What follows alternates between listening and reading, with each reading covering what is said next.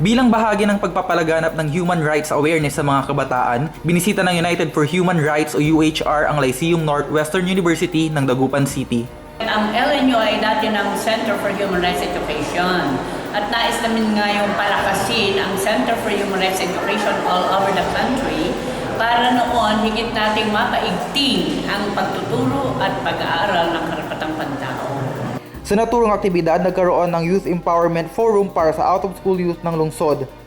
Naging finale naman ang candle lighting ceremony at petition signing upang bigyang diin ang kanilang determinasyon na ipangaral ang karapatan ng bawat tao. Samantala, ang mga dayuhang kasama ng UHR ay nagalak sa suportang ipinakita ng mga kabataang Pinoy pagdating sa edukasyon ng karapataang pangtao. Kanilang nabanggit na malaki ang potensyal ng bansa sa pagpapalaganap ng human rights education. So that everyone in the Philippines can know what their human rights are, so that they can take responsibility for human rights and make it a reality. And then if that happens, I believe that we can see the Philippines as being an international world leader in human rights, setting an example for the rest of the world.